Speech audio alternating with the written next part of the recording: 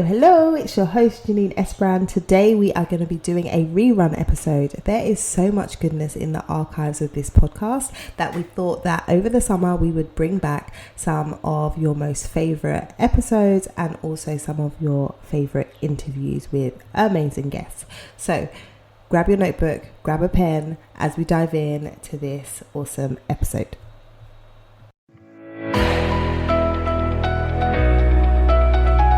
Hello, you're listening to the Career Changemaker podcast. Having the courage to leave a career that you have worked hard to build and try something else can be tough. So in each episode, we dive into key career change strategies so that you have a clear understanding of what is required to transition into a new role or a new industry without feeling like you have to start at the bottom or have to take a massive pay cut, because #ain't nobody got time for that.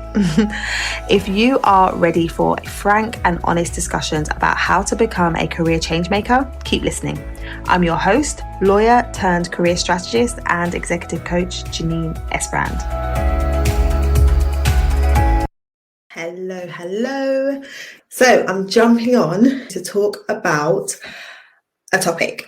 And the topic is 3 reasons you are convincing yourself that you need to stay in your current role, even though you no longer enjoy it. So I wanted to talk about this topic because I've been doing a lot of reflecting recently. So I want to dive in and talk about this topic because since I have made the transition away from being a lawyer and a coach to being a full-time coach and business owner, I've had a lot of questions from people who've been asking me about how I went about making the transition, why I chose to make the transition from being a lawyer to running my own business, and how I kind of came to the place of taking the plunge. And so I was thinking about it, and I was thinking about the fact that I've been contemplating making this transition for a long time, and I was asking myself the question, what has caused me to wait as long as I waited? What thought process did I go through? And I really came up with 3 reasons why I was delaying in making the career move that I knew I wanted to make. And I think it's probably 3 reasons that you can relate to if you are someone who has been thinking about making a career change for some time, but you have found yourself staying where you are despite feeling bored or frustrated or knowing that you're not really aligned to your organization or the role that you're doing. So I wanted to break it down and I wanted to talk about it. So the 3 reasons. So the first reason why you might be convincing yourself. And before I go into the reasons, I want to talk about why I've chosen that word convincing, because it is really about convincing yourself to stay if you're in the situation where you find yourself feeling frustrated, you find yourself saying, I don't want to do this anymore, but yet you're still there. So you're coming up with reasons why you need to stay. Right. And that's why I'm saying it's convincing, because you have an idea of what you want to do. You know you want to make a transition, but yet you're staying where you are. And then you go through a thought process that tells you why it is you need to stay in this position. So you're convincing yourself that it's the right thing to do to stay. But the reality is it's not enough, because you keep coming back to the same place where you're saying, but I'm not happy and I don't want to do this. And you feel like you're going back and forth with it. So it is really convincing. But here are the 3 reasons. So the first is doubt. And I think doubt is a big one. So doubting whether it is even possible for you to make a move into something else. So you may look around and you may have seen examples, or you may have heard of other people who have made a successful career change.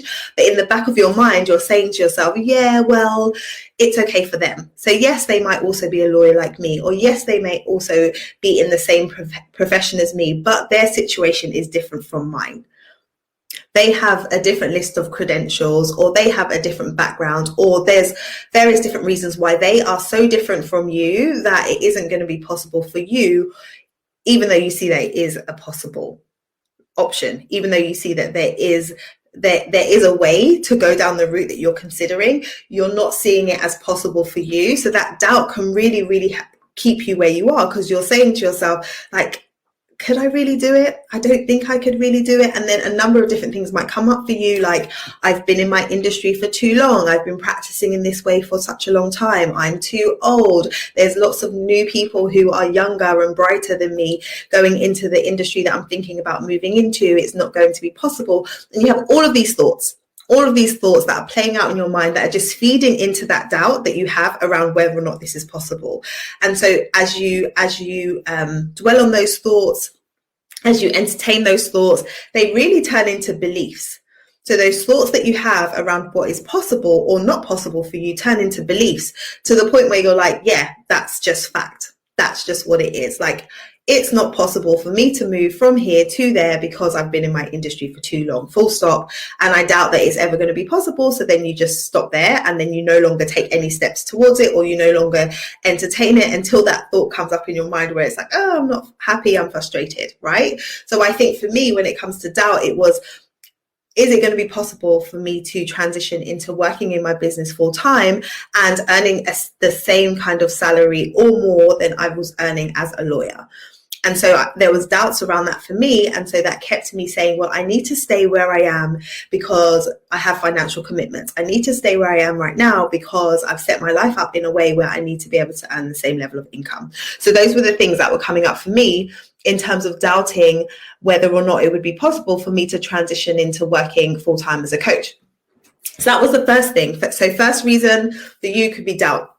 The second one is confusion. So being confused about what the step even is, what steps you need to take, what the first step even is, what would you do next, like what the plan would be, what would the transition plan look like? And if you've been in your industry, if you've been in your role, if you've been practicing in the way that you've been practicing for a long time, your frame of reference is very much rooted in what you're used to.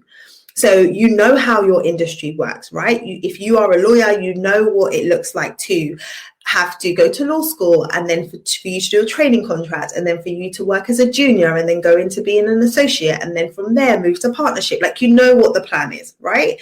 And if you're in any other kind of professional services background, there's a similar trajectory, right? You do your training, you go in as a junior, you put in the hours, you put in the time, and then you go up the ladder.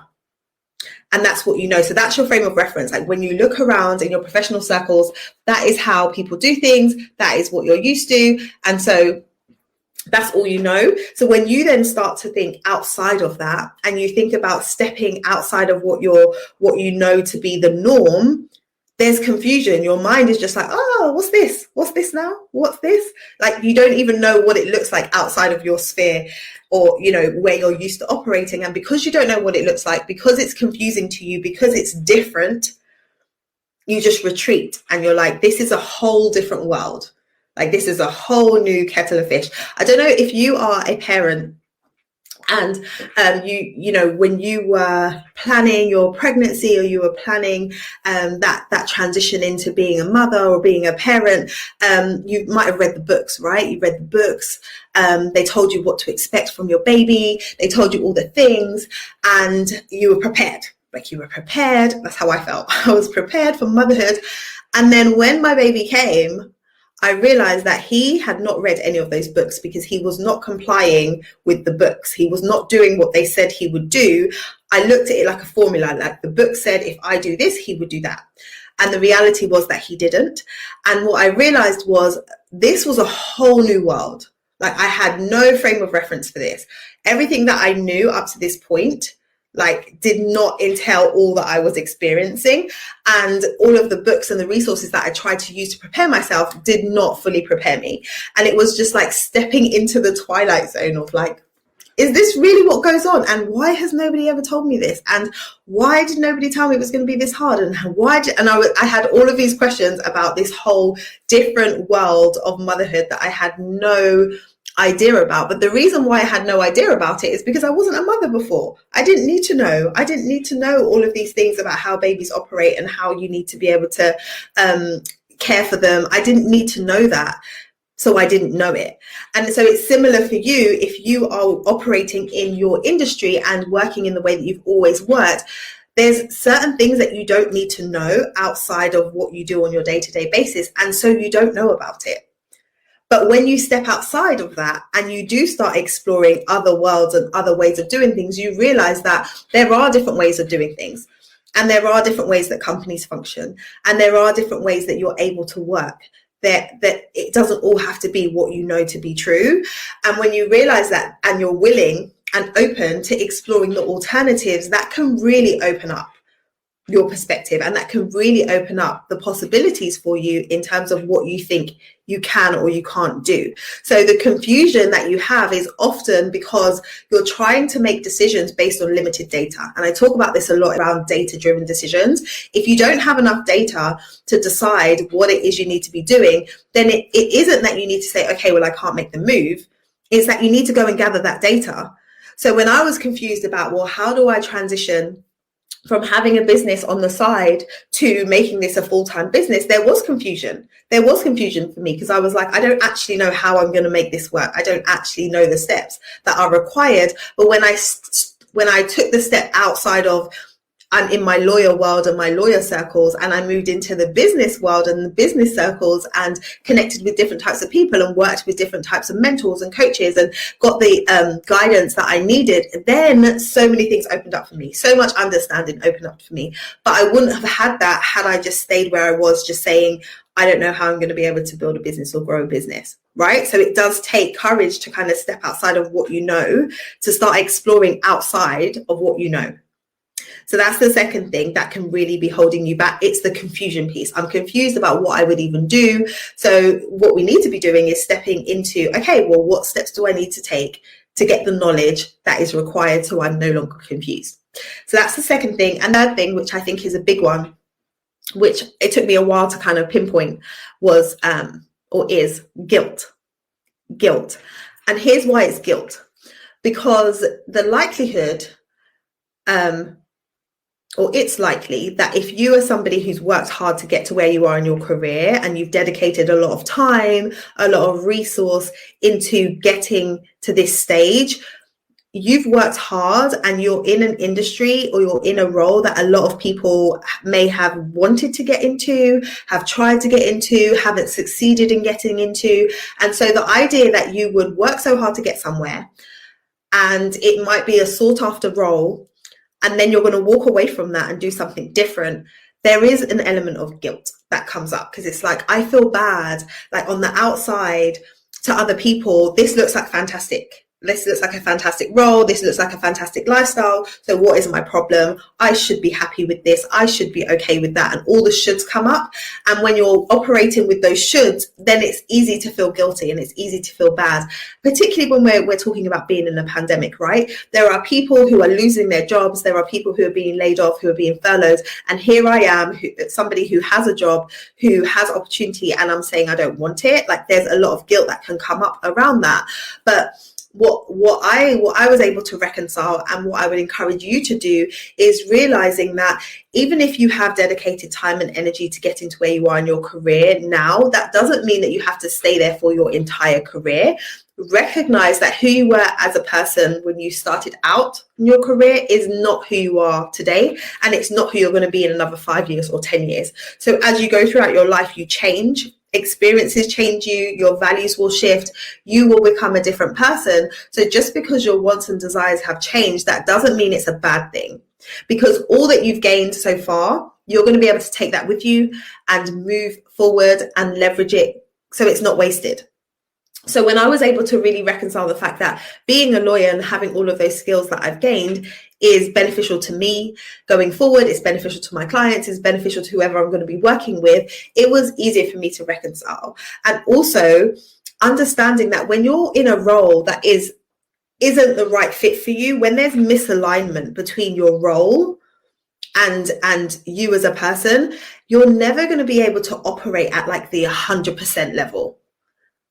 And what I mean by that is you may be able to operate in a way that you are producing, that you are doing your work, that you are, you're delivering on your deliverables. But if the motivation isn't there, and if you don't feel good about the work that you're doing, you're not really going to be giving it your all, right? You're not really going to be showing up fully in the work that you're doing. And therefore, you're not making as much of an impact as you would be able to make through the work that you do. So when you're able to say, okay, well, I'm going to find something that is more aligned to me as a person and that does allow me to make an impact through the work that I do, then that's giving you the opportunity to show up fully. And it's giving you the opportunity to make the kind of impact that maybe only you can make in that particular role. Right? Because if you're doing something that you're absolutely passionate about, or you're doing something where your skill set is so well aligned, then you're going to be able to make a contribution that may be different, better, over and above somebody else who's just doing the role because they can. I was speaking to a client recently who's thinking about making a transition. And when she was talking to me about the type of transition that she's considering, and when I was, asking her questions about her current experience, and she was just relaying all of the different skills that she has and the qualifications and the certifications and everything that she brings to the table, I was like, this is huge. This is so good. Like, if you're able to take everything that you have and you line it up with this type of opportunity, that is going to be such a golden match, because exactly what they need and exactly what they're looking for is what you have to offer, and it's what you're passionate about. So those things together is going to make it just a beautiful match. And so go for it. Go for it, because you operating where you are right now, where you don't feel like you're fully valued, you feel like you're being overlooked. It's not really serving you, and it's also not really serving your company. So when we're thinking about being in a position of guilt, or you're feeling bad about wanting to make the move that you want to make, just really sit with that and say, why am I feeling bad about this? And is there another way that I could be looking at this? Is there a reframe here? Because if you can focus on what is it that I'm trying to achieve in my career and why, and you have a clear why around the transition that you're trying to make, then it's easier to reconcile you moving away from a career that you've been in for a long time, or that you spent a lot of time and energy building. So when I was able to do that, that helped me with my transition. So I hope that that's encouraging to you as well.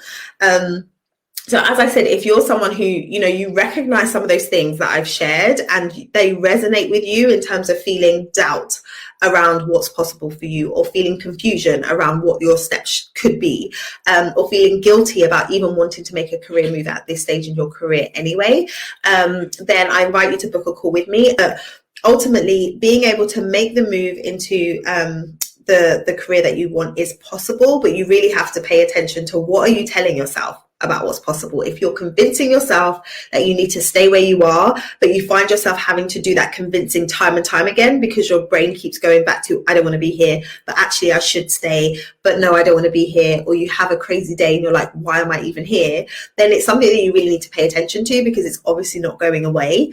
And so, do that. Pay attention to that and stop trying to convince yourself to stay when there's so many opportunities out there and people are making moves right now. So if you want to be one of those people, then I would say take those steps. Bye. If you enjoyed today's conversation, be sure to subscribe to the show so that you don't miss any future episodes. Also, I would love to know what your biggest takeaway has been from today's episode. Come over and join us in our Career Changemakers community over on LinkedIn so that you can join the conversation there.